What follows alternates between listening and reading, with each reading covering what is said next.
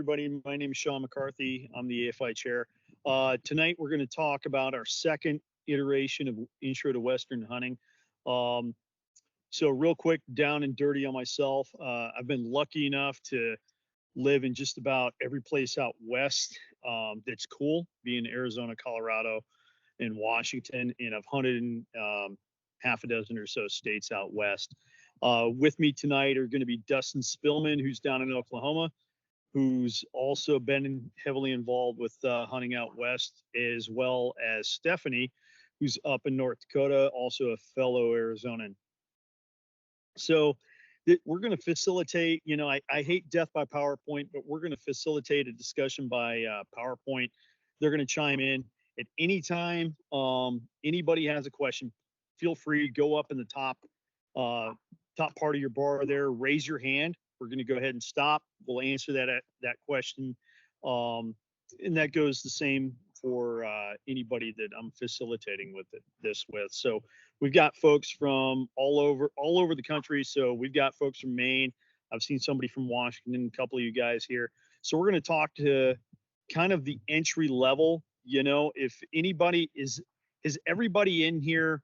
Is there anybody in here? Just raise your hand. Anybody in here not hunted like west? And I consider west not west of the Mississippi, but the mountain states and west. So the Rocky states, the Intermountain West to the West Coast. Is anybody not hunted there? That'll kind of help me out. Just raise your hand if you hadn't. Okay, so we got one. Perfect. Okay, got two. Three. All right, sweet. Well, this is facilitated. All right, so we got three there. Perfect. Yeah, go ahead and lower your hands. So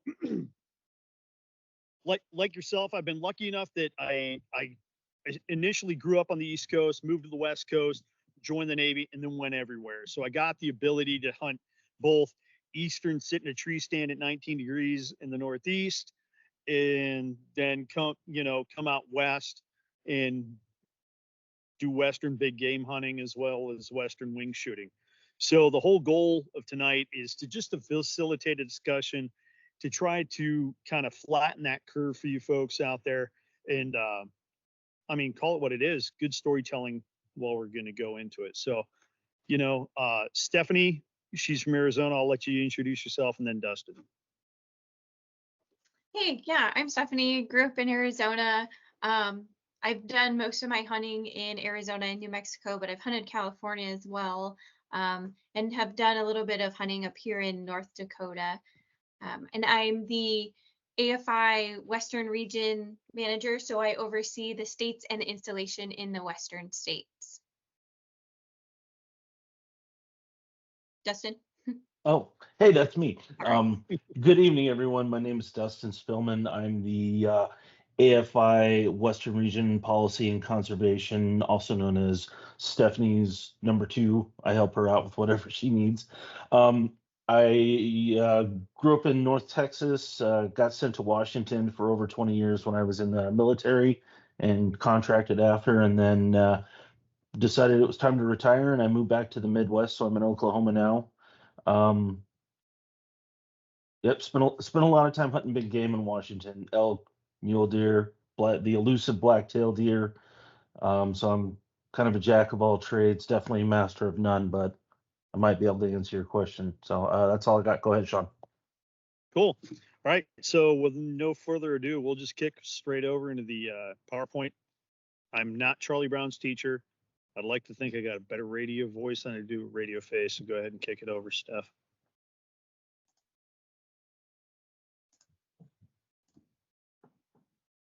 You see it okay? Yep. Everybody good? Got it. All right. So we're going to talk about planning a Western trip. And this can be a guy like myself. I live, salt water is a stone's throw away from me right now. Or it could be a gal in the Midwest or anybody in the East Coast. So that's really, we're kind of going for an all-encompassing thing on where you want to be with preparation for a Western trip. I'll go ahead and let him in. All right, next slide.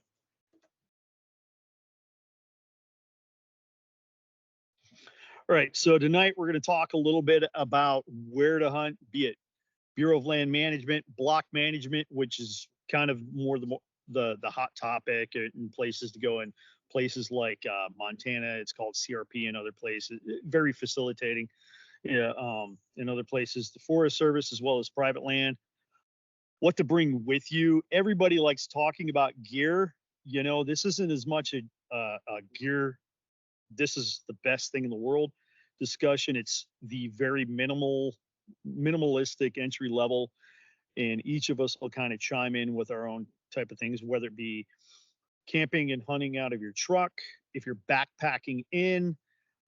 There is a slide here that talks about boating in. I've done 2 boat in trip, or technically 3 boat in trips. One was with gasoline. It was pretty cool. Where to stay via, you know, if you're going to have an Airbnb, a cabin, if you're going to truck camp and have a tent, or if you're going to backpack in. And then the tail end of it, we'll kind of talk about safety gear and comms gear.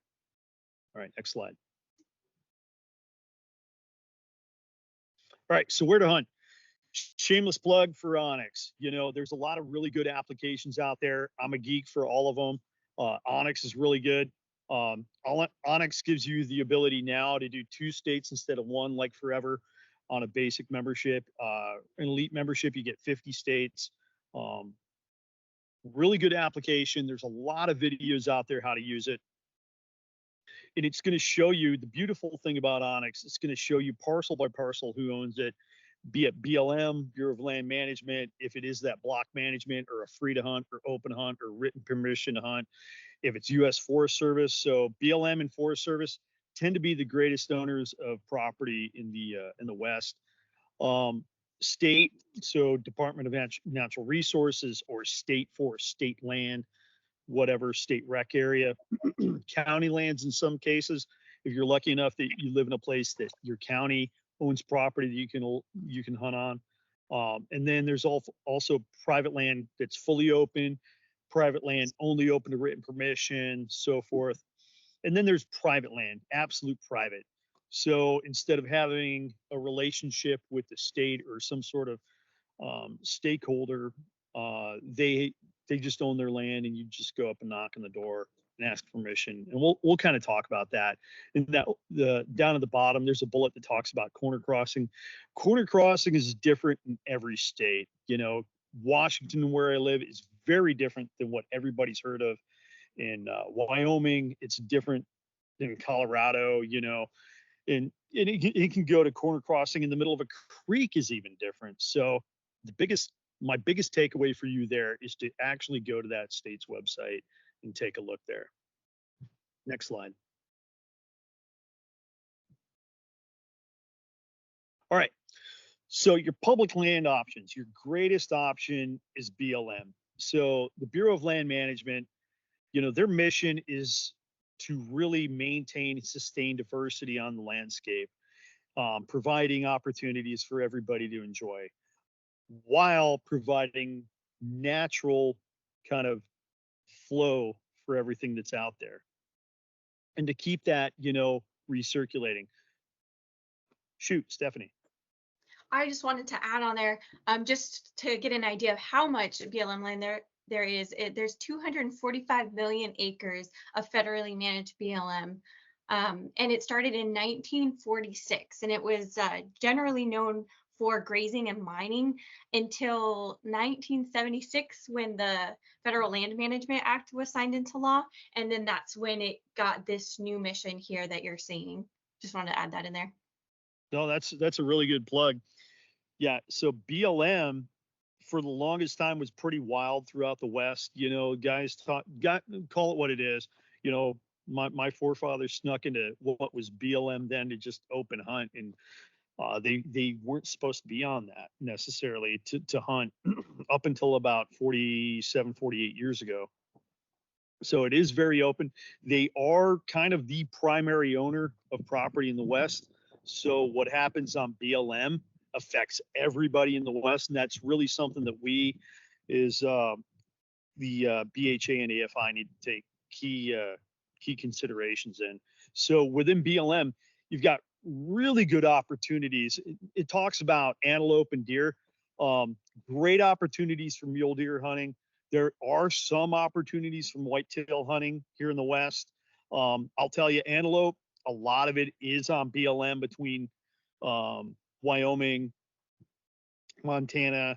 There's I can't speak as smartly with antelope down in New Mexico, even though that's the sexiest of all places to shoot antelope.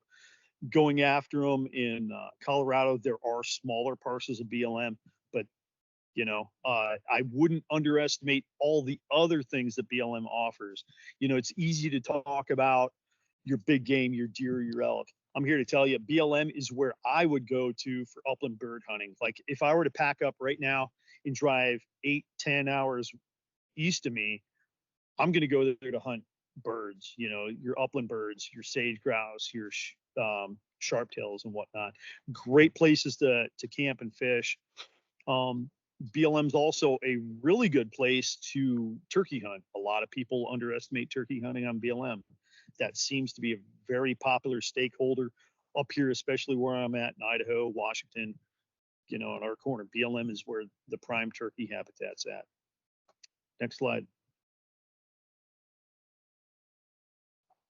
So considerations with BLM, depending on where you're at, how old that parcel is, vehicle traffic, you'll hear the term two track. Two track is basically one vehicle. That's written in sand and soft sand at best. I've been on a two track with a quad and it's not a two track. So just be wary to that, be willing to park your rig, walk down and take a look at a two track. There may be other land users in the area. So for example, a lot of places in the West, BLM specifically, they hold leases with ranchers and farmers. They hold leases with folks that come out and graze. Yeah, DJ. Oh, hang on, I got to get off mute. Right on, man. Oh, all right, now I'm off mute. Sorry. On vehicle traffic, make sure whatever agency's land you're going to hunt on, that you go to whatever their district ranger office, the range management office, whatever their local office is, and get a approved vehicle use map before you put wheels on the ground on that area. Just because it looks like there's a road there does not mean that's a road. And Onyx is really great for access and a lot of stuff. It's not 100% accurate on what's approved for vehicle use. So make sure if you're hunting on public land in the West, you go to that district ranger office, range management office, BLM regional office, whatever it is, and get the current up-to-date vehicle use map before you drive on that. Yeah, it's a solid plug. Kind of like what I was saying earlier. You may see roads where you can't even get a quad down, but it goes back to going to that office to make sure that you have the most up-to-date and current. And not bashing on Onyx, but don't rely on Onyx off-road. Go back to that source, go back to whoever owns that property. So it says down here, 99% of BLM land is open to hunting. That is fact. There's some really great, like if you've never hunted mule deer and you've only hunted whitetail, or you're from California or Oregon coast and you've only hunted blacktail, I will tell you, mule deer will make you feel better about yourself. And I say that because when you go out into a space like you have in the slide here, and you get decent glass, you can see a bunch of them, right? And they tend to be, because it's so wide, because it's so big, they tend to be that deer that, I'm not going to call them dumb by any stretch of the imagination, but an Eastern hunter or an extreme Western hunter, they tend to be a little bit easier to quarry because we're used to sneaking in. If you're a spot and stalk whitetail hunter or a blacktail hunter, you're partial psychopath. It tends to lend to a little bit more of an advantage to you. Antelope hunting, hands down, BLM probably is the place to go throughout Montana and Wyoming. So there's a link down there. And if you have any questions, feel free. We'll make sure that you guys get these links and everything at the end. Yes, Stephanie. I just wanted to add about BLM land as well. Sometimes you'll find camping grounds with a small fee, but there's minimal amenities. You might find like a fire ring and a really small bathroom, but it's mostly dispersed camping. So if you're planning to hunt that, be prepared for no amenities at all, potentially not seeing a person. Check the conditions, and like DJ said, reach out to that local office, check the rules and regulations for that area. Yeah, that couldn't be truer, because I'll tell you what applies in Montana for BLM does not apply by the same agency here in Washington or down in Oregon. All right, next slide.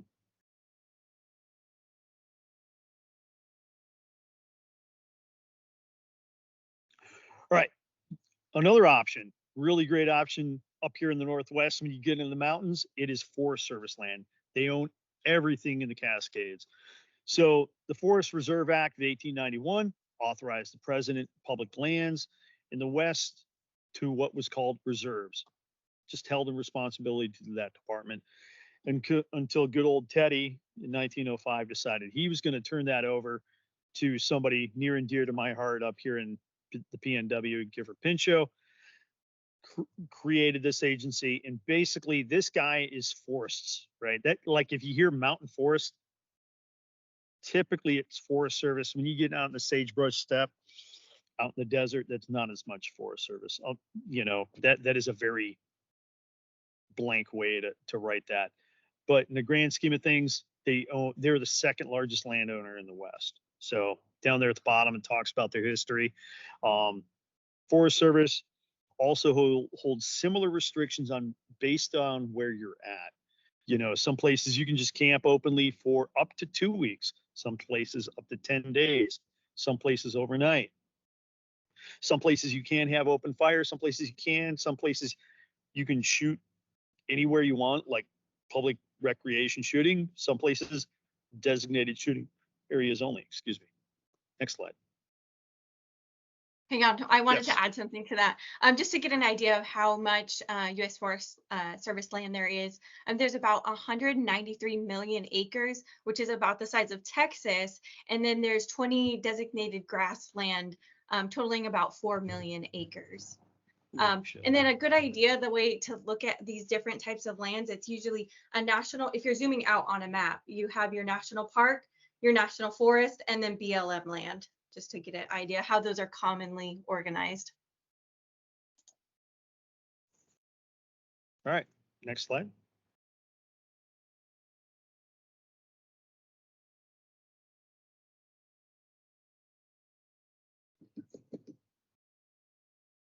All right, so Forest Service hunting considerations.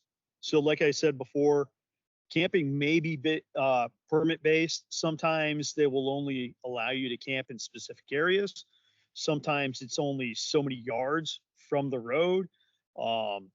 Sometimes there's no camping at all, right? So you've got to go to that Forest Service ranger station. Ranger Service is an excellent source of information. Reach out. Their maps are great. Talk to their ORV folks. Even if you're not an ORV person, the ORV enforcement officers at the ranger stations, believe it or not, are going to provide you some of the best information on where you're at once you're out there.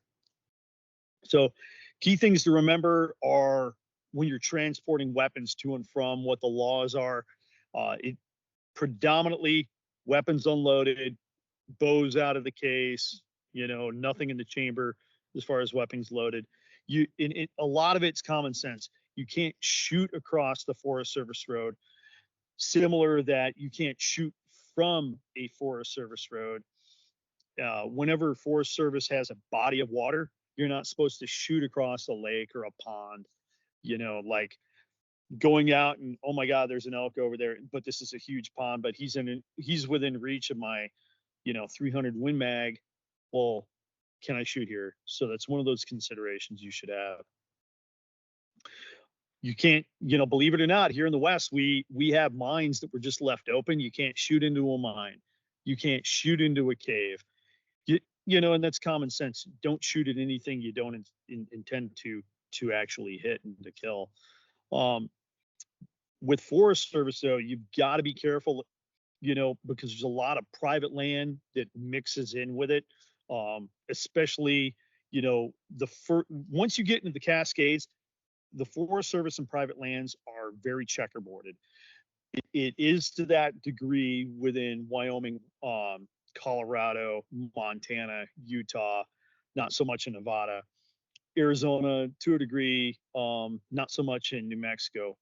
But really watch out for that, because up here there's a lot of private timber, and it's really easy to go from private timber, or go to public Forest Service into private timber, especially if you can't pay attention, uh, or especially if you're not paying attention to what your corners are, and you've really got to be on point with what that crossing looks like. Yeah, go ahead, DJ. I'd say in the Northern Rockies and in the plains, that applies to BLM too.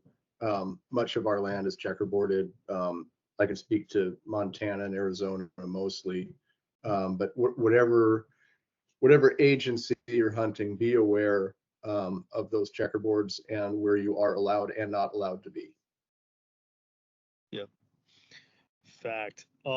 With that though, it doesn't mean you can go in and pack in and nail a tree stand up to a tree. These expanses are so vast. I don't know why people would do that personally, but they do. And it doesn't mean you can take a portable stand and leave it in for, let's say you go camping with your family in August and you say, I'm going to put my climber in here and I'll be back September 15th. Well, depending on where you're at, you may not be able to do that. You may only be able to have a portable stand or a portable climber in for a 2-week period. So that goes back to that agency, reach back to them, talk to them, and figure out what those rules are. We got a hand up? Yeah, I just wanted to chime in quick on that second to last point. So Trevor asked me to come to this to kind of give a little bit of a law enforcement perspective on this.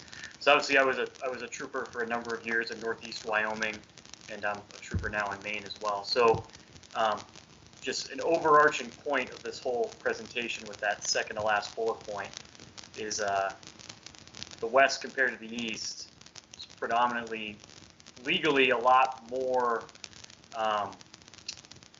for the private landowners when it comes to this stuff. So like in Wyoming, for example, there's a legal standard called mens rea, right, which is criminal intent. In Wyoming, you could be charged with trespassing without ever meaning to trespass, right? It's just like speeding. You're either doing it or you're not. It doesn't matter if you're meaning to.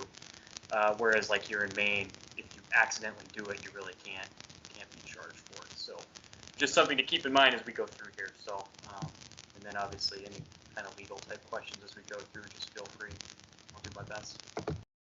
No, that's solid, man. Absolutely. Yeah, don't trip into the wrong spot in Wyoming is what he's saying. All right, next slide. All right, wilderness areas. So wilderness areas are areas set aside a lot of times within Forest Service properties that are literally void of the human hand. At one point in time, there might have been logging in there. Maybe there's an old skidder road or something like that in there, but it's not maintained. There might be old trails. They're not maintained.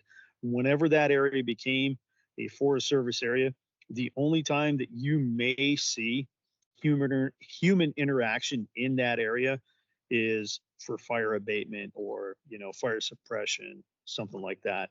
So it's pretty cool. It was established in 1964. Congress decided to designate these areas, put them in, and they said, we want these to be as wild as they are. I will tell you, me personally, if I'm going to backpack hunt, these are the kind of areas I'm looking at because typically they involve less people. However, depending on where you're at, out of state, I may not be able to backpack into a wilderness area in that state without a resident of that state. Like for the case of Wyoming, let's say I'm from Washington, I want to backpack hunt in, I don't know, some bighorn wilderness area west of Sheridan. There's specific laws that dictate what I can do within that wilderness area being out of state. Fortunately enough for me up here in the Northwest, Idaho, Washington, and Oregon, our wilderness areas are open for everybody. So if you get a tag, you're good to go in there. But that's another one of those things to be privy of. They're typically a walk-in only, or stock. Like if you can go in on horseback or bring mule train. Certain wilderness areas are more astringent than others. Like I've been to some where it says very specific on the sign, no bicycles, no wagons, no game carts, no wheeled anything. But then I've been to others that allow me to bring a game cart in. Like I can hike in, my camp and everything's on my back. And if I harvest an animal, I've got to come back out, and grab a wagon or something like that. I can do that. So that varies as well. Unfortunately, you've got to go to that specific agency again to look at their specific restriction. So next slide.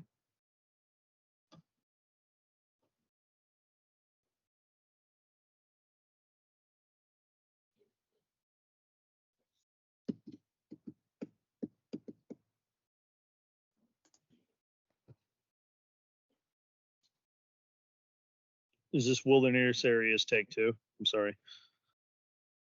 Yeah, Right, it's more behind why it was. Oh, got it. So sorry, I looked away from my screen and came back. So, all right, talks a little bit more about wilderness areas. Basically, removes the mechanization of human beings within that specific area. I will tell you, me personally, we've got an excellent wilderness area up here in the Northwest. It's actually in the southeast part of my state, where the whole unit itself, the whole GMU itself, is a wilderness area. So there are outfitters that fly into there via helo. Otherwise, there's one road to one spot in it, and then you got to hike in or bring stock in. So it is truly as wild as it gets. If you've never been to a real wild place, wilderness areas, in my experience out west, are as wild as you can get. You get a few miles from that road, and it, like, not even a few miles, you get a few hundred yards from that road, and it's how God intended it.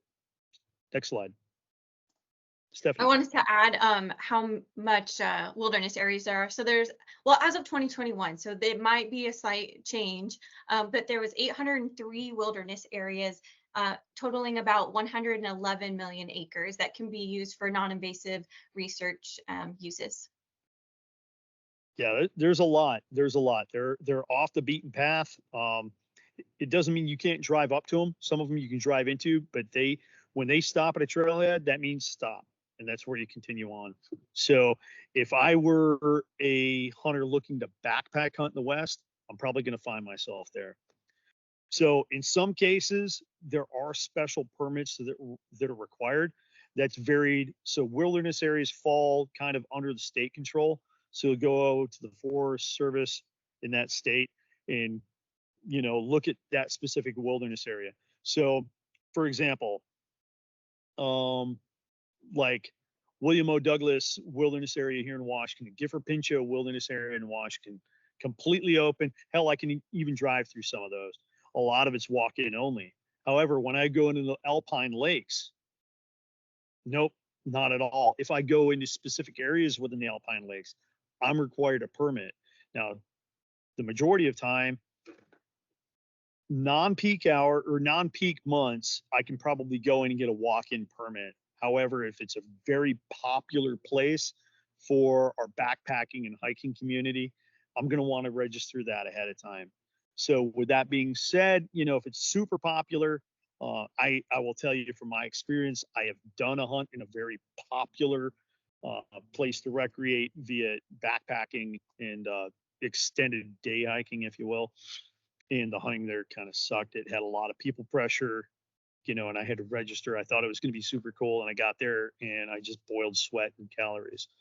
So it is super important, though, for them to track how many people are in there at a given time and how many people are coming in and out of there.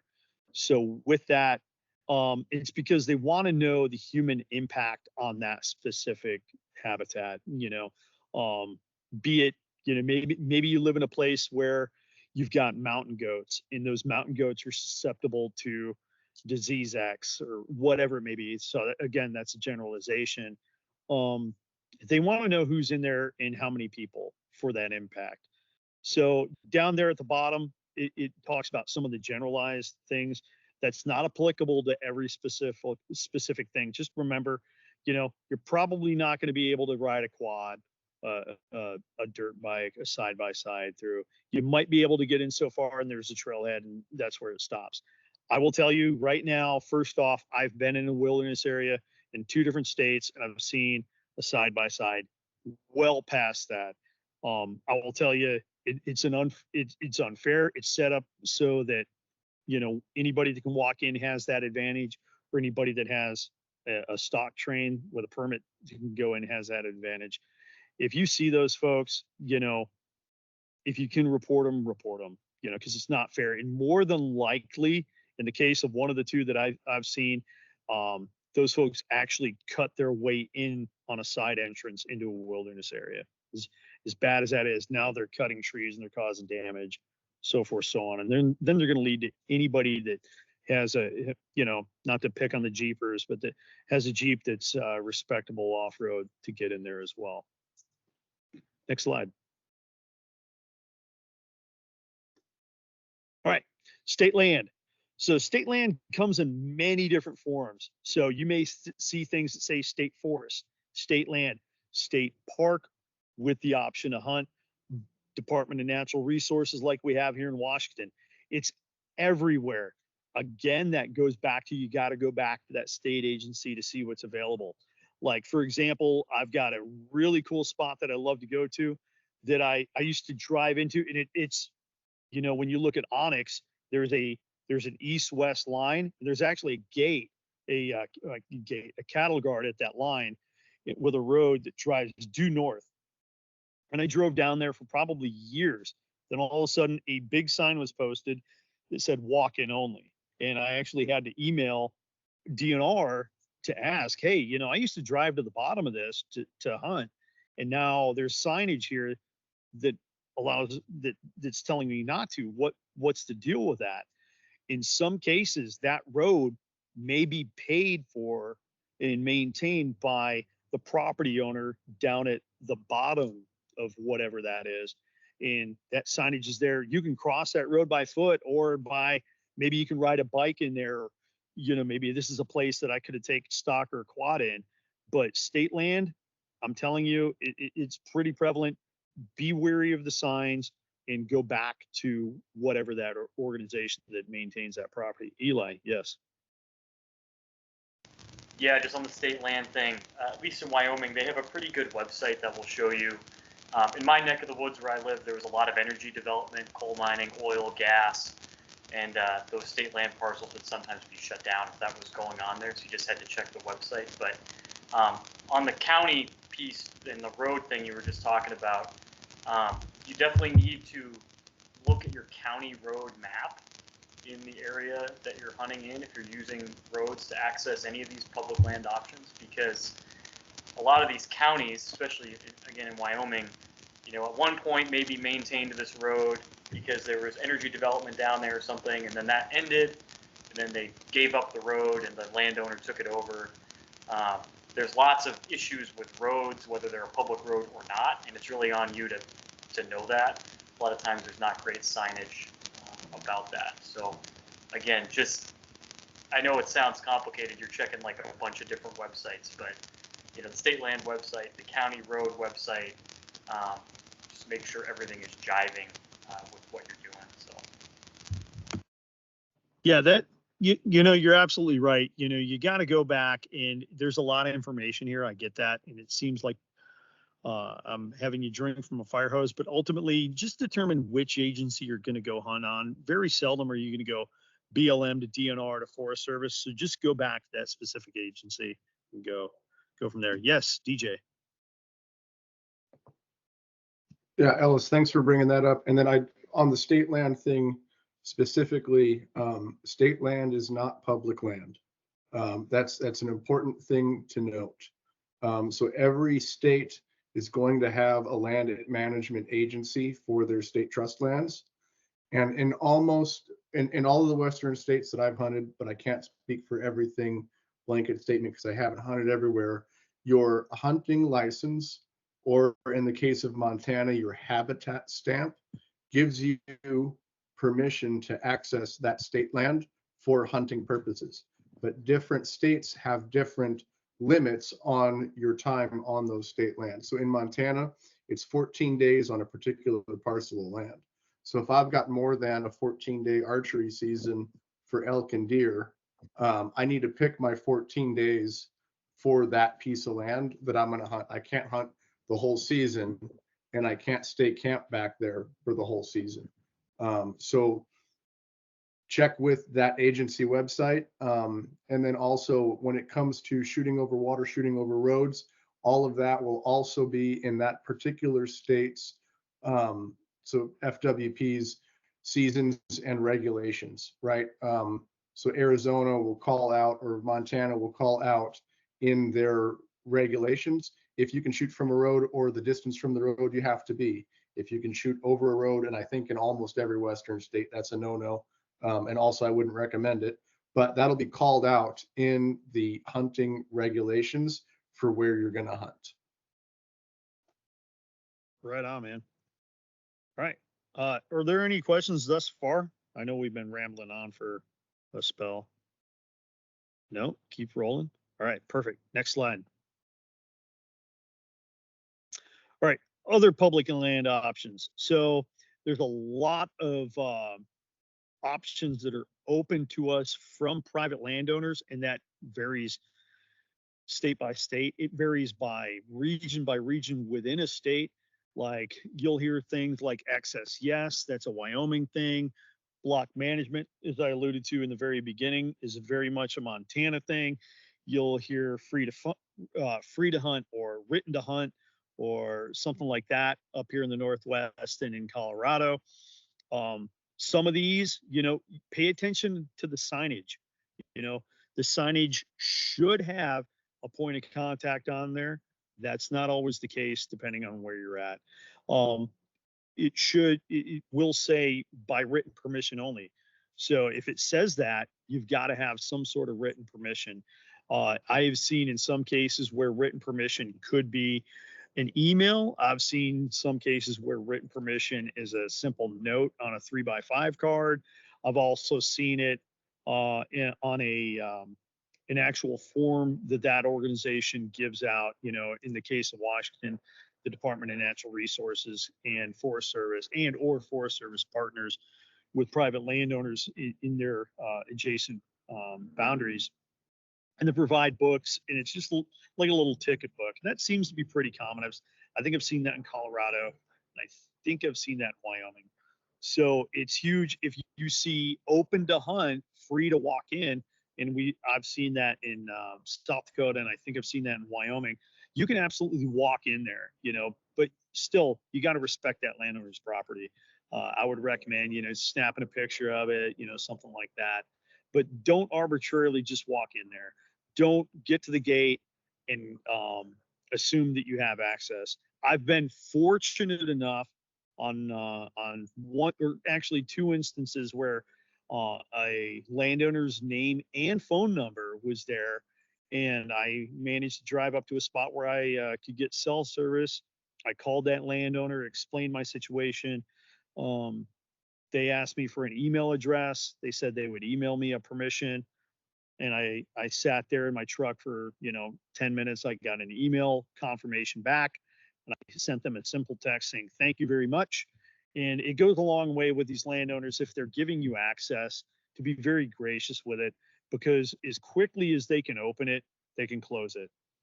But I'm gonna talk about the dark side of this, and this is getting more and more prevalent. And the dark side is these folks will post permission to hunt, and then they'll tell you no, and they'll keep telling you no. If you get told no, be respectful. If you get told no and you see other people in there, kind of question it. But if there's spidey senses that these people are telling you no, and you feel there might be something nefarious going on, I would recommend contacting, some nearby agency. And typically that agency will be posted on their sign. It could be the Forest Service. It could BLM is on many as well. Because unfortunately, what I've seen is landowners get that signage for some sort of benefit to them, and then it turns into a good old boy club for their buddies. So not as common. It's really not as common, but something is an out-of-stater. I wouldn't recommend asking those people when you show up in hunter orange and camouflage with a gun rack in your back window. Next slide. 1 second. We wanted to Yeah. touch on one more thing because I don't remember what the next slide is, and I don't want to move off Sure. from private Oh, land. yeah. About DJ brought up the gate etiquette. So making sure you're closing any gates that you open, Oh, and just being respectful in that manner. And then also, regardless of any type of land you are on, and I think most of us know it, but I hit on it as much as I can, is just practice responsible stewardship. And when you're on somebody else's land, leaving anything behind can potentially impact our access in the future. So just keep that in mind. absolutely. Yes, sir, Eli. Yeah, just on the sign discussion here. So all your public land signage is going to be pretty standard. Some of your block management access, yes, might be kind of custom to the landowner. But I mean, if you encounter an iffy sign, there's nothing wrong with calling a warden or a trooper or a deputy or somebody nearby to ask about it. We had a case in Wyoming that I dealt with some guys from Wisconsin. Trevor would love to hear that if he was here, who stuck a sign on a piece of state land that said, access by permission only, and then there was a Wisconsin phone number listed on it because they were trying to keep people out of that during the hunting season. So again, if it doesn't look right, just ask, call, because it's not that prevalent, but there is sometimes some nefarious stuff that happens as far as signage goes. Yeah, absolutely. Pay attention to the signage. Responsibility. I will tell you, if you are a responsible steward of somebody else's land, you've got a better chance on being invited back. I can't tell you how many times I'll walk through the hills and I've picked up, one of these cellophane balloons that somebody let go during a birthday party and floated away and dropped down. If you've been around cattle, that is like a huge detriment to cattle. Pick it up. If you see garbage at their gate, take 5 minutes and pick it up. In their gates, if you see a gate left open, gate etiquette is huge. So if you see, and the reason it's huge is a lot of folks out west, a lot of ranchers out west intersperse stock on BLM. And so if you see a gate left open, typically leave it open. If you see somebody drive through it and it's obvious that person's hunting, very obvious, and you're going to go in there, shut the gate. Just do the right thing there. If leave it open because they could be doing ranching duties. If you open a gate, shut a gate. If you see a gate that's kind of hanging open, or it's just kind of, pardon my French, half-assed, do your best to kind of mitigate that and bring that back together. So very good point. And don't ever park in front of a gate, ever. So, all right. So shameless plug for Onyx again. If you don't have it, use it. It's really good. It's a really good tool. It will actually back you up if there's ever a dispute on what kind of parcel that you're standing on. So next slide. Commercial break. All right. So how to use Onyx. So yes, DJ, go for it. Yeah, so I'd say this isn't even just a shameless plug, and I'm the corporate partners and sponsorship guy. So Onyx supports the hell out of us, and this thing works. I was a late adopter to it. I was on paper maps forever, and kind of poo-pooed the idea of using this stuff, and it is super accurate. It works really well. It's organized. And if you're not a PHA member through Armed Forces Initiative, and if you sign up right now, send me or Hubs your email address or drop your email address in the chat. Let us know that you signed up at this event or a recent event, and we'll get you a free year membership to Onyx. So yeah. totally not a shameless plug, because Onyx puts their money where their mouth is, and they support this program. Yeah, 100%. And they will, I've heard rumors that they'll back you. And I've also heard rumors where a warden will see where you're at in Onyx and they'll take your word for it. So the beautiful thing about it are those boundaries, however, something to keep in mind. You punch into some of these wilderness areas and you get further off road, that Onyx may not work, So some key thing to do is pre-save maps. This isn't a class on how to Onyx. There's ways you can pre-save maps. You can be in airplane mode, still have GPS enabled, and kind of navigate on that screen or that layover or whatever it's called. So things with Onyx to look at is to compare where you're at throughout the year. Onyx does a really good job with satellite imagery, but don't stop there. Go to Google Earth, go to Bing Maps, bounce them all off of each other, and try to determine what the places look like that you're going into from season to season. Access points are another big thing. Resolution may not be as good on this map with Google Earth it is with Onyx. So just kind of take a look, especially if you've got like some 1-ton long bed crew cab diesel. Other things that you can see in there, depending on where you're at, is harvest data. Key points and position points of interest are huge. What I like about Onyx is I can share it with people, and I can send any of you kind of a simple text. Bam, here it is if you have it, and you can go and see whatever that point is that I have. So I can say, hey, you're looking for a place to go park, dude. I've been down this drainage. Bam, here's a killer place to park in this drainage to knuckle up over this ridge to get in this other chute. Also, while you're out there in the field, even if you're off the map, if you will, and you're out of service and you've got your airplane mode on, you can just set a point and go, hey, I left my pack here, I left camp here, or I left my bull here. After I walk this out, this is the best way to walk this out because I just went through a hellhole to come out of here. Really good glassing points. This is a good place to get water because sometimes you look and, hey, I've got to drop 1,000 feet in elevation to get water, which doesn't sound like a lot till you're actually doing it. And it's brutal to get water in certain places in the West. And maybe you trip on a place 500 feet down that's a good water source. I will tell you, save that pin. That thing's going to be gold, However, may not work next year. All right, next slide. All right. What do I need to go hunting? Obviously a license. Obviously, the will to go after it and the will to do a little lookup. This is kind of that part, and I'm sure, everybody in here is going to chime in. A lot of this is a very generalization discussion. So we're just going to go into this general. Stephanie's got a couple of pack tips. Dustin's got a pack tip.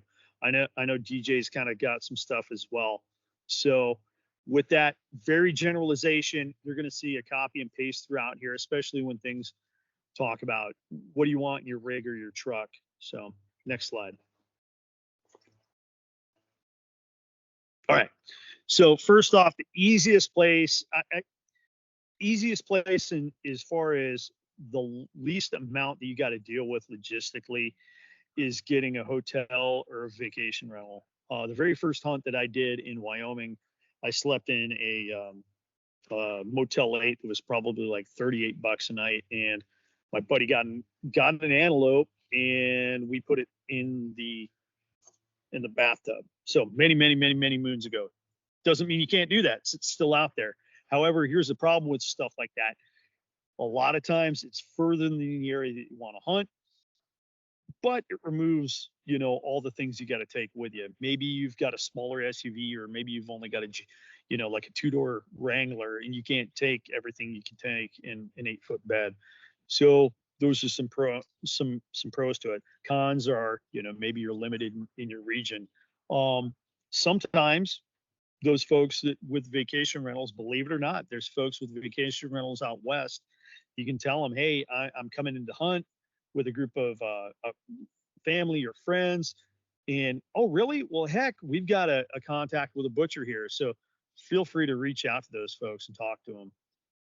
But just keep in mind, it is easier. It gives you a comfortable place. It's a good transition. I would say you're not going to find a place to moose hunt. Your oil tags, you're not going to be able to do that from a hotel. If you can, shoot me a message. I would love to be able to oil tag from a hotel. Next. All right. So basic packing list for a hotel. You're going to see pretty much this list throughout. So even though you're going to a hotel, you still got to get that meat home. So one thing that I would recommend that you bring with you, even if it's cold, bring a cooler. Bring, that way, if you can get your meat into a meat locker, maybe you chop it up in the hotel bathtub like we did, or on the tailgate, get it cool, get that meat cool so you can transfer it home. Vac sealer if you want to take the time, vacuum bags, if you want to do that, or Ziploc bags. I'm a big fan if it's quick, fast, in a hurry. I get everything super clean, and there's nothing wrong with a very basic unscented garbage bag, tucking that meat in there, getting it cool, getting it on ice, and getting it back home. Everything, assume you're going to be doing a lot more driving. So driving in some of these places out west is not like driving in places like in the Midwest or on the East Coast or through Appalachia or the Northeast. So just driving down a basic road, you're good. If it hasn't happened to you yet, it's going to happen to you. You're going to pop a tire. There's rocks, there's ruts. They're going to blow a tire out. So having the ability to patch a tire, having the ability to quickly change out a tire. So lesson learned for me, I popped a tire. I was a young man on leave, and I popped the tire up in northern Arizona. And like everybody else, I kept my tire up under my truck, and I could not lift my truck high enough to get my tire out. So woe be it to me, this 19-year-old kid not knowing what the hell he was doing, and some dude came up with a hijack and managed to help me get that tire out. As silly as that sounds, now if I'm really hardcore hunting and I'm going to go to these places, my spare tire goes in the bed of my truck. So little lessons learned for you there. Have a little bit extra for your truck for these type of places. Yes, DJ.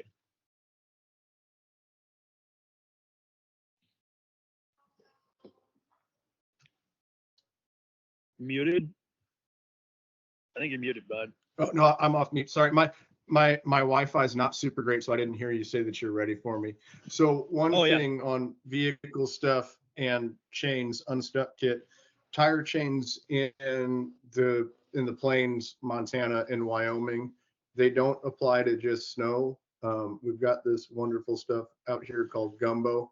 It is this silty clay soil that will get you in trouble and in a hurry. So my suggestion to everyone coming out west is that four-wheel drive is not there to get you into trouble. It's there to get you out of trouble. So if you can't get into a place in two-wheel drive, it might be time to find a safe place to park and start hiking. Because if you get yourself in some place in four-wheel drive, you might not get back out.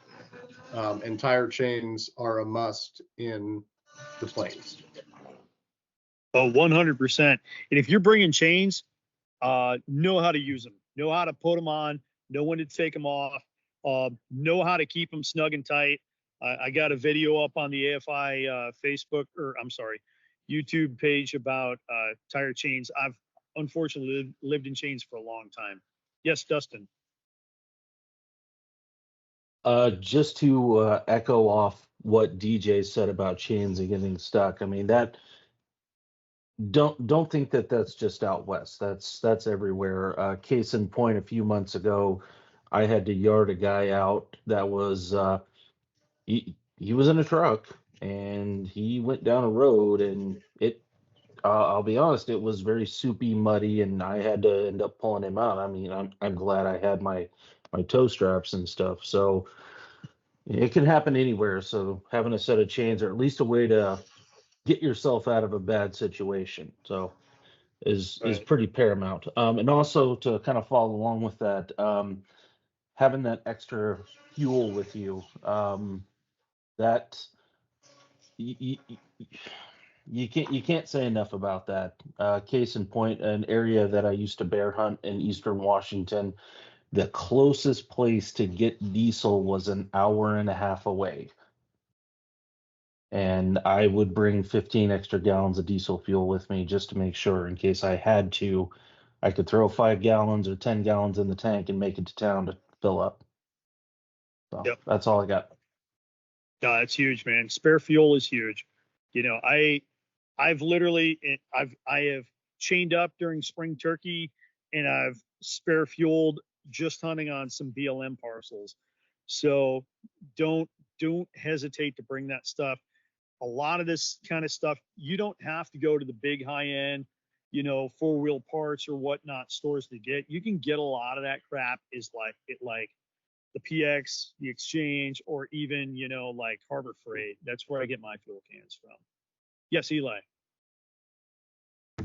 Yeah, so just going, I know we've been beating this vehicle horse a little bit here, but at least in Wyoming, there was a number of the kind of mountain passes that you would go through where you're literally required to have a snow-rated tire. Now, most of your common all-terrain tires are snow-rated, like a BF Goodrich, all-terrain, a lot of those. They'll have that snowflake symbol on there. You don't have to specifically buy a snow tire, but depending on where you're going, and depending on the weather, which can change within a few minutes. I've seen a lot of guys' hunts unfortunately ruined by people that ended up in the ditch because they didn't have proper vehicle equipment. So. Yeah, very, very good point, man. Remember, four-wheel drive means four-wheel drive, not four-wheel stop. And make sure your tire's in good order, including your spare. So other things that you might get away with within your Airbnb packing list is you might be able to bring a couple extra items to butcher with.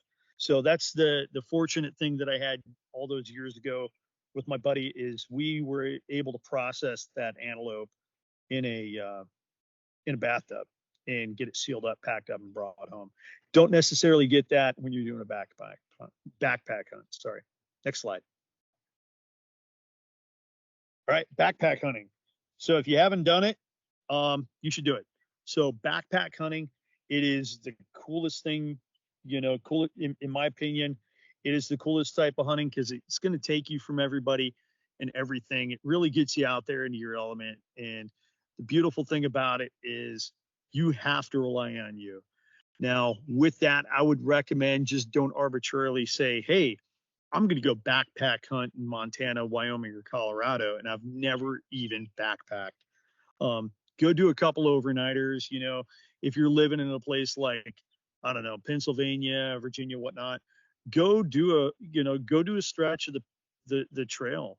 Go do an overnight trip where you got to walk 5 miles in, maybe 5 miles out, because there's nothing more than just seeing the little things that you're going to miss. So, or that you're gonna bring on. Anybody that's backpack hunted or just backpacked in general is going to tell you ounces equal pounds and pounds equal pain, and that couldn't be so true. Especially if you're lucky enough to now notch a tag and you've got 80 to 300 pounds of meat or whatever it might be that you got to pack out. So things specifically to take a look at with backpacking. Take a look at the weather. That's going to be one of the first things. Unfortunately, bad weather tends to have you bring more specialized gear, more warmer clothes, which add to weight. Weather availability or water availability. So if you happen to be backpack hunting in like I'm going to take a stab at Arizona. You don't have as much water in Arizona. You don't have as much water in New Mexico, Utah, or some places in Colorado, Wyoming. You might have to pack water in. You might have to, like I said earlier, drop 1,000 feet in elevation to just get water. So water procurement is huge. Plan, I would tell you for exertion, this is just a rule of thumb. Exertion level, I would plan on 1 gallon of water per day per person, per adult. Yes, Dustin.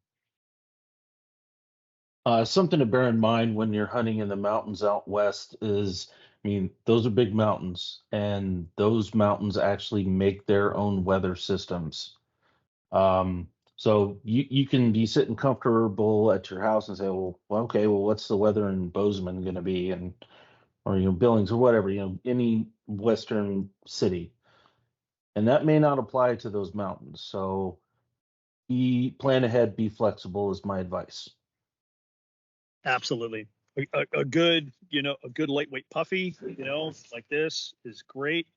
A good lightweight rain shell, even on a day pack to go out and do a little elk shed hunting is great.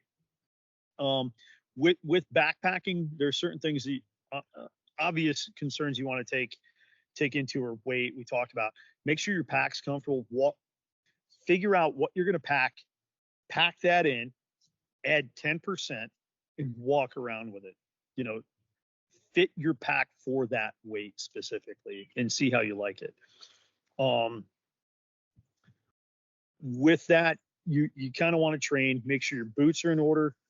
Good packs play a lot into it. There's a lot of really good packs out there. Stephanie's got a great pack. I've got a really good one. I didn't bring it out to kind of play show and tell. But practice going out there. I don't care if it's if you're going to do just a day hike with the kids, or, run your yellow lab out looking for sheds. Go ahead and pack a few pounds in there and just get used to wearing that. Our bodies were actually meant to carry weight. We've now grown to not carrying weight. And take into consideration how far you're going to be away from the truck, and don't limit your food or water to that. Add a buffer, add, half a day. So I'm going to go 3 days. I'm going to go 3.5 or 4 days worth of food, because what happens if you get an elk? You're going to need protein. You're going to need, some calories in there. You're going to need some fuel. Yes, Stephanie. Speaking of packs, I just wanted to mention that I do have a mystery ranch, and they help us out a lot. I'm the Metcalf, yeah. and the reason I went with them, not only is it a good pack, but they fit women. They make women's sizes, and I'm a small female, so it was awesome that they made a pack that fit me perfect, so I can carry a lot of weight, and it's not like unproportioned or uncomfortable. Just want to throw that out there. No, that's huge. Mystery Ranch. Absolutely. I mean, speaking from a guy's point of view, they make everything everybody makes everything for us. For the gals, though, it's not the case. Or your kids, they get into it, your wife. Mystery Ranch does a really good job with that. And for what it's worth, they're bomb proof. I'm sure Stephanie can beat the hell out of that pack and it'll be just fine. All right. Next slide.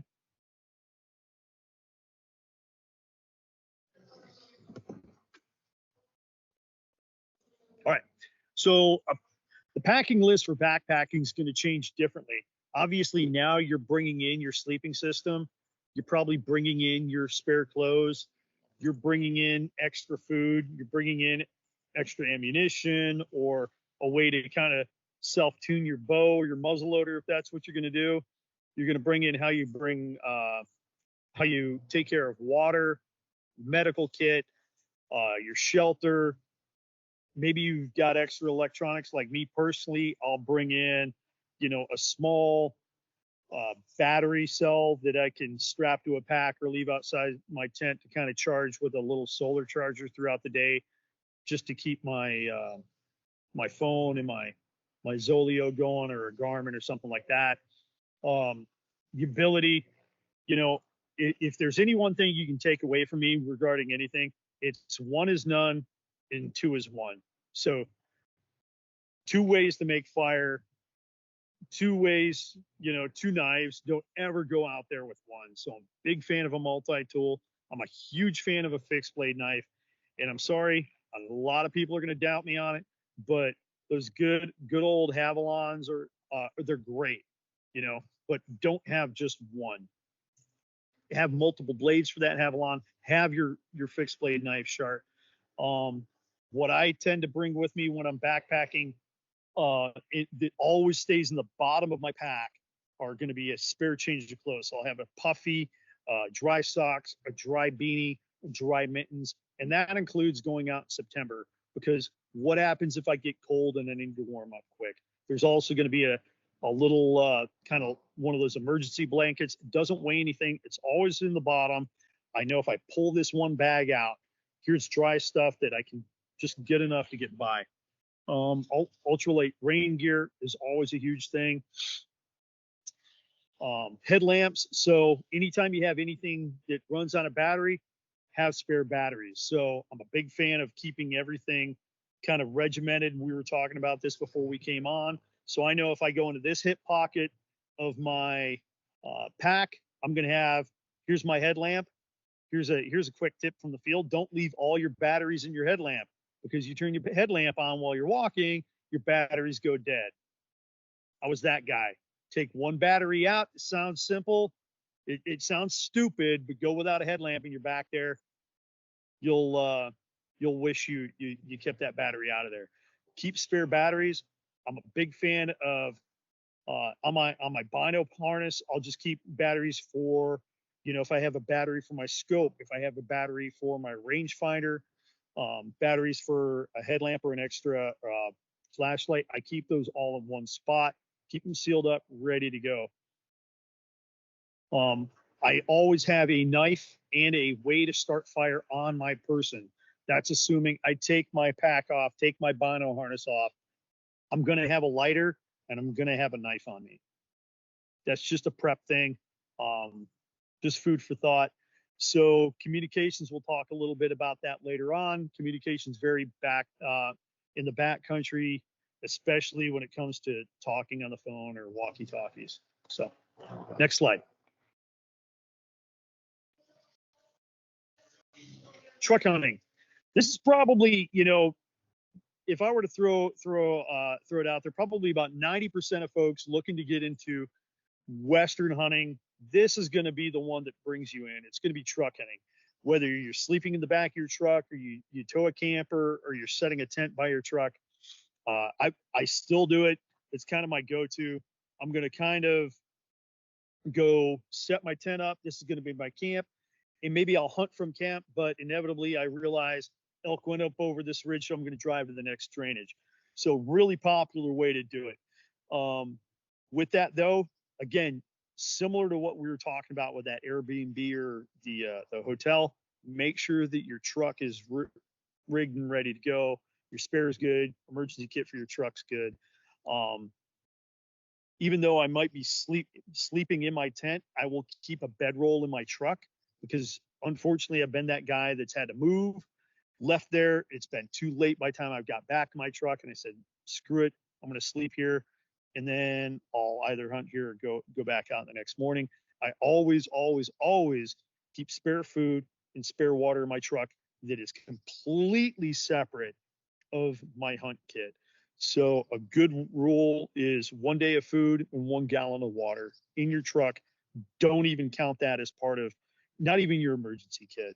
Just keep that there for that just in case, because guess what?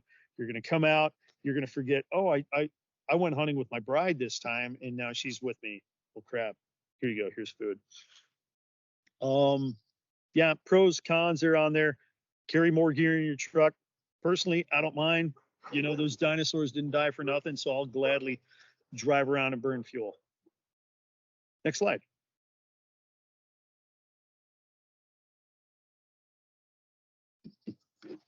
All right, so the packing list with the truck is a little bit more, but it's also a little bit, you can tweak it in. This is where I like kind of doing those day trips, be it hiking or camping with my family in the summer, to kind of tweak it in. I typically keep kind of like a spare, like I did in my pack with dry clothes. I'll keep that in my truck as well. In the wintertime in my truck, I always have chains, but you'll always see behind my rear seat, I've got a sleeping bag out of its roll sack, kind of tucked in there just in case. I keep in there the ability to charge cell phones and whatnot, electronics. A simple one-person tent is really nice to keep in your truck as well as a backup. I always have tarps. You can never underestimate a cheap 6x6 tarp. And you can use it anywhere. You know, if you've got to put chains on, they're really good to lay down on the ground and to get out into your chains. If you got to get covered up, to get out of the elements.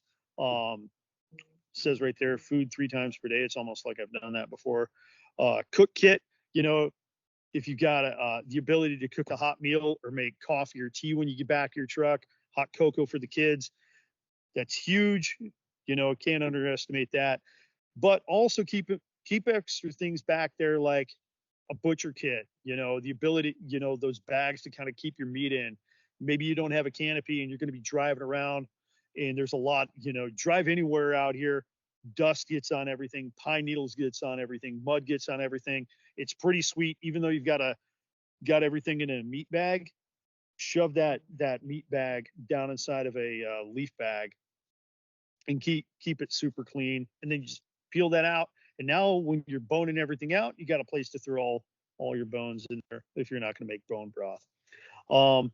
I keep extra ammunition in my truck as well for both my sidearm as well as my long arm. I also keep extra arrows because you never know.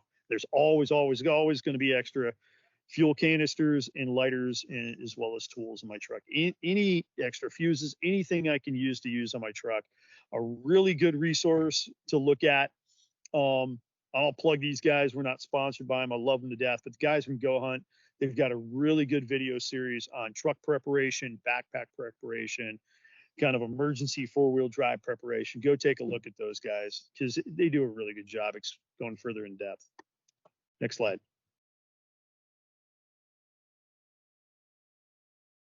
All right, boat based. So boat based is a different monster, and this really varies area to area. I've done 2. I've done one in Maine and one in Alaska. In the case of, and I've done fishing trips by boat where I drop off at one location and get picked up at another. Your typical kind of float trips. So boats are similar to trucks, but a little bit more specialized equipment. Dry bags come in huge here. So take your pack, take all your gear, get a dry bag, put it all in a dry bag. Cabela's makes a pretty darn good dry bag that's pretty reasonable that you can't beat. You know, Seal to Summit makes a really good one that's a little bit more on the premium price. Don't underestimate the value of a dry bag. When you come out west, I would tell you just go and buy a couple of cheap dry bags. I got some at Walmart and whatnot. And that's kind of a good place to put some of those things you don't want to get wet in your pack. However, when it comes to a boat, I would say I would pack my entire pack inside of a dry bag, roll it in, tighten it in, get it in. And there's things in my pack that I'm also going to have a dry bag anyway. I'm going to have one spare paddle, you know, because you're going to lose it. You know, that's your means of propulsion and steering. A throw rope is huge, and being able to show how to use a throw rope. If you've got a buddy in your boat or you're running 2 rafts, make sure each other knows where each other's ropes are. Ropes are going to save you. Ratchet straps, it's huge. You know, it sounds like, oh, I'm just going to throw this stuff in a raft and we can go down river. When you're rafting, think of it like you're strapping things to an open Jeep and you're going to go bombing through the desert. Strap it down hard because you're moving around, your ass bobbing around. That stuff could come out. NRS makes some really good ratchet straps that just kind of cinch in. The tighter the better, but don't go so tight where you're pulling seams and you're popping straps and whatnot. I don't care how good of a swimmer you are. I don't care if you were a freaking Navy diver. Have a PFD on. Within your PFD, keep a knife and keep a compass. If you got a phone or GPS, keep that in a waterproof case in there as well. Keep those 3 things on your person, as well as, like I said earlier, I always keep some sort of means to make fire. Because you're going to get out, you're going to fall out. Case in point, I was in Alaska this last summer. I'm a really good swimmer. It's not my first time on the water. It's my first time doing this. We hit an obstruction that nobody else in our group hit, spun us around. And next thing you know, we're looking upriver, the wind's blowing one way, the river's pushing us another way, and we lost propulsion. And in that, our raft kind of got, thankfully it got dunked and came back and righted itself, but everything was wet. I mean, literally from where we were sitting, just under knee level down, was soaking wet. If I had to get into those clothes or grab that pack or grab that rifle and go out that night or that afternoon and hunt, I would be in a world of trouble. So I cannot over, you know, emphasize trying to keep things dry. A good roll top bag for your rifle, invaluable. Um, and then everything else with your that you would take on a backpacking trip. Um, it's the same stuff. Just keep it dry. Plan on getting wet. You're gonna get wet. You're gonna get cold. Um, extra 550 cord's huge. I in your pack, I would recommend at least 50 feet. I will tell you, you could be 3/4 of a mile from a road with 50 feet of paracord and 3 buddies to pack an elk out. You're going to use all 50 feet of it. So just food for thought. Next slide.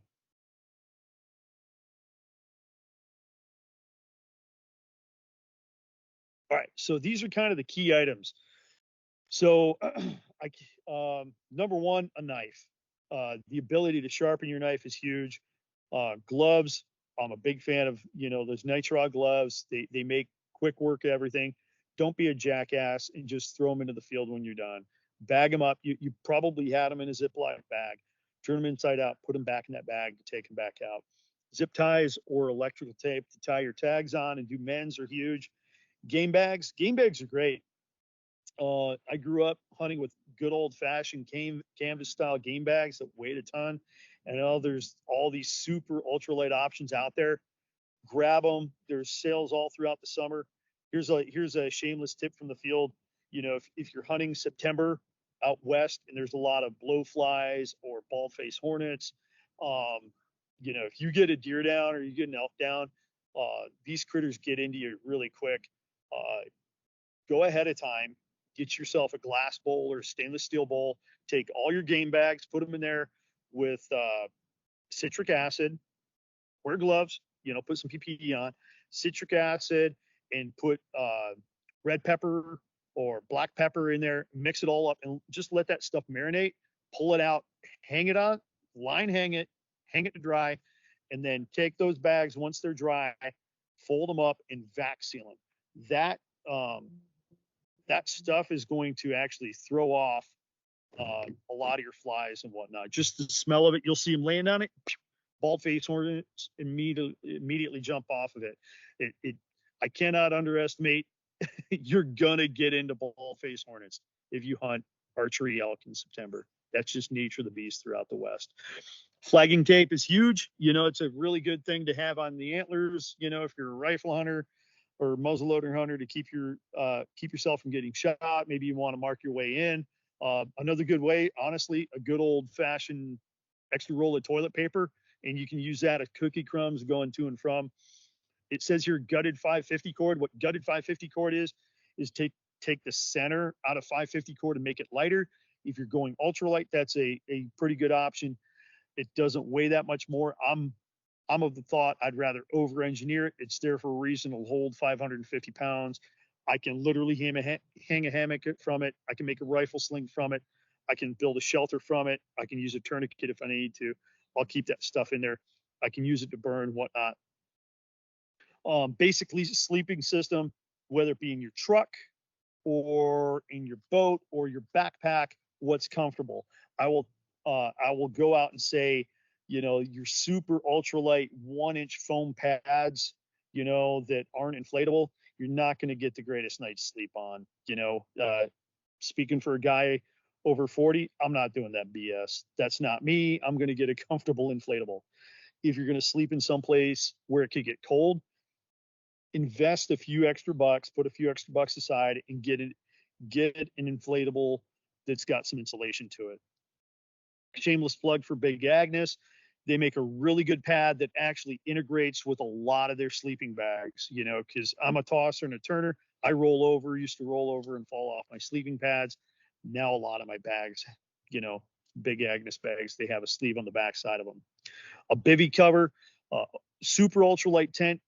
I cannot, you know, they're the greatest thing out there. You know, I've got a couple of them. My fan is it's like a 6x6 or a 5x6. It's super ultralight. It's high vis orange. I can put it up and hide underneath it if I want a glass. I can turn it into a quick shelter if I need to, or if I'm getting into a place that's dirty, which is everywhere, I can lay it out, throw my pack on one corner, kind of hold it down, put a couple rocks on it. As I'm, you know, butchering that animal out and parting it out, I can lay that meat cleanly on that tarp. Tarps are huge. You know, everybody should have like 3 or 4 tarps. Hygiene kit, yeah, you don't want to, you know, brush the fangs, and you know, if you're prone to headaches, have that plan on. If you're out west, you're going to sweat, you're going to get dehydrated, you're going to get a headache. So Excedrin's huge. Allergy meds are really big. Whether or not you have allergies, I would recommend bringing Benadryl at the very least, because, you know, let's say you're butchering, wham, you get stung by a hornet. It's inflating, you know, it's bad. You know, take a Benadryl. We used to crush up Benadryl, kind of chew on it and spit it out, rub it in. Don't know if it works. It worked pretty good for me. Electronics kit. So obviously with your truck, jumper cables, maybe those separate jumper things, you know, like that jumper station. If you've got an air compressor, that's really cool. That's kind of where a lot of, you know, kind of your ORV and off-road guys kind of have an edge. Be able to charge your GPS from your truck, be able to charge it from an independent battery source, charging station like I talked about, batteries for all, batteries for a rangefinder. That's huge. If you're hunting out west, you know, I've hunted plenty of times when I was in the East Coast, up in the Northeast, sitting in a tree stand, and I can sit in my tree, climb up there, and I'm in a great place to hunt. And I knew, okay, everything within here is going to be within 40 yards. So that tree's 20, that tree's 28, this bush is 17, that tree over there is 35. Out west, it's a different game. You know, when you're talking archery shots of 60, 70 yards, which you better practice for, rifle ranges, I'm not even going to get into those ethics, you know, whatever you feel like your ethical shot is, be honest with yourself. And muzzleloader as well, you know, be honest with yourself. This isn't like living in New England where I'm able to put a scope on my muzzleloader and I can shoot a 2.5-inch group at 150 yards. You know, I'm shooting iron sights. I'm not even shooting sabots in some states. I'm not even shooting 209 primer. So be honest and make sure that you're able to practice and be good there. Cook kit. I love having an extra kit in my truck, even though I might be backpack hunting. I'll come in, boom, there's nothing better than quick boil of water for food, quick boil of water for coffee, as well as extra fuel to maybe grab another MSR can, slap it in my pack or my buddy's pack, and head back out. So that's just kind of a basics throughout. Next slide. Should be wrapping it up. Stephanie. Yeah, well, we just have one more slide after this, but I just wanted to add to this one for the glow sticks. I actually used those last time because I got my elk in the evening at like last light. So by the time it was time to pack everything back, it was nice to kind of hang those in the tree as I went, and then collect them on my way back on my last trip. So I wasn't constantly like looking at my phone, making sure I'm on track because it's pitch black other than my headlamp. So just wanted to throw that out there because I never took them with me before. And someone mentioned it last time and I took them and I actually needed them. Dude, glow sticks are huge, you know, and you can do different glow. Like one of the things I like doing with glow sticks is I'll run white. My buddy runs yellow. We all run what we know what we're running. And then time on a piece of 550, let's say you're split up and you want to signal, you take that glow stick, start whipping it, you increase the surface area of that vision. And we actually practice that up in Alaska. And I was trying to look for guys that were bringing back their caribou. So food for thought, which brings me to another point with that tarp. If you get a high vis orange tarp, that's signaling in itself. You know, you can use that to flag to each other, you know, like hang up that orange panel and say, hey, I see two bulls up there because I can't say it over the radio. Legally, in a lot of places here out west, you can't communicate via radio to track each other or phone to help each other get that advantage over that critter. So visual signals, we're not busting smoke signals out here. They're huge. All right, next slide. All right, safety gear. All right, everybody in your rig, if you're driving out here, have a first aid kit for your rig, one for your pack. If you're going to fly out here, have a really good first aid kit for your pack, and be willing to really dive into what's in that first aid kit, and know how to use it. Every single outdoorsman, and woman that are going out there should have a tourniquet. I got a pretty gnarly scar right here, where I almost cut the tip of my thumb off, and that was from all things gutting a deer that I shot with a modern firearm, and it had a broadhead in it. So food for thought. Yeah, that was my finger, but heaven forbid it was an artery in my arm when I'm doing it. Know how to use it. Really good piece of comms gear. There's two out there now that are relatively affordable: the Garmin InReach and the Zoleo. I personally run a Zoleo. Nothing against InReach at all. It's just I like the Zoleo. It interfaces with my phone. I'm kind of lazy. I know how this works. And it's got a big battery. Shameless tip from the field: if you're going to use a Zoleo and your buddy's going to have an InReach, communicate ahead of time. That InReach person has to communicate to the Zoleo first. Found that out the hard way. Don't be that person.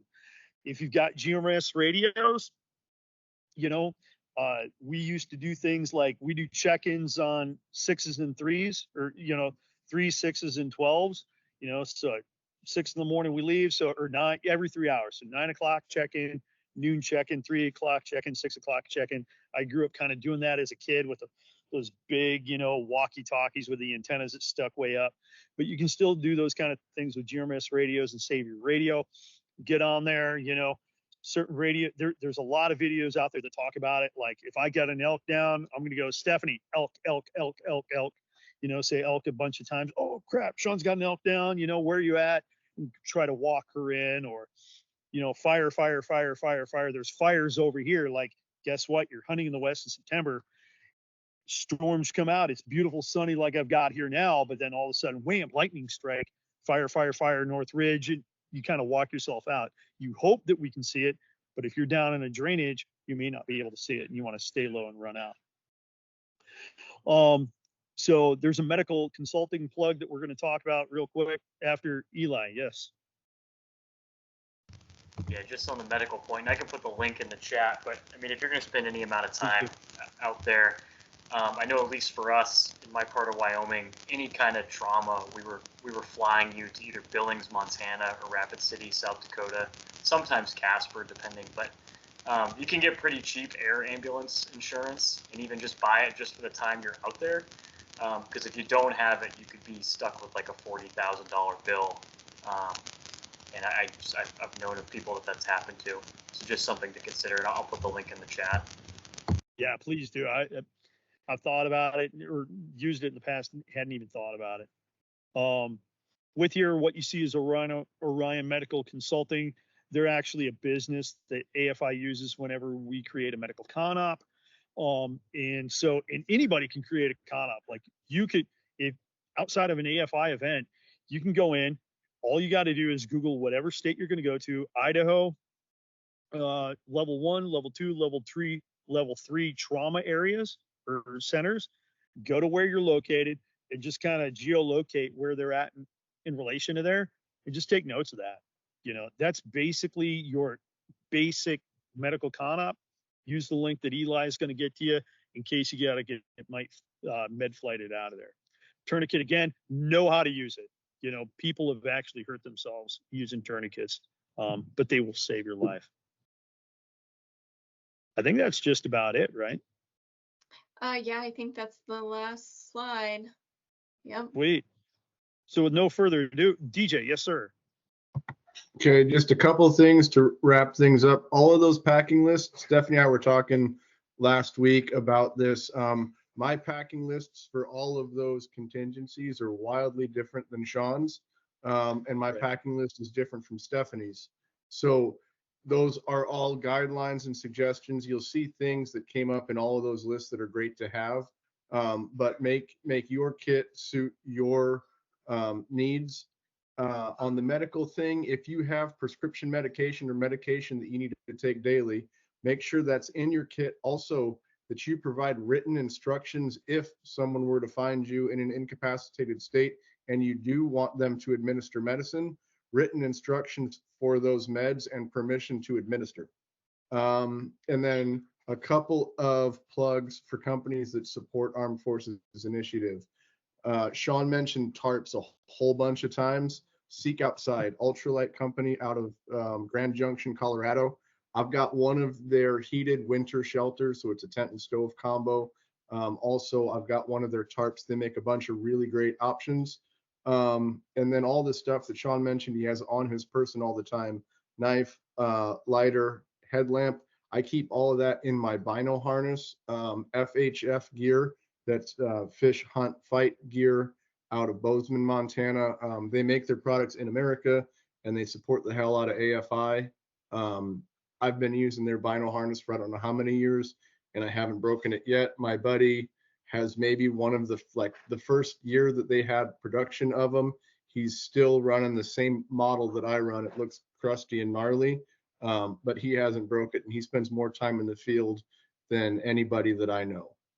So FHF gear is a great option for some of the stuff we're talking about tonight. Sweet. Yeah, if anybody has any questions, feel free to reach out, throw us a message on your individual kits. You know, like I said from the get-go, it's a generalization. This is really just an intro onto the sexier part 2 of Western hunting. With that said, is any other comments or any questions? Nothing? All right. So, yeah, you can go ahead and stop sharing slides if you want, Stephanie.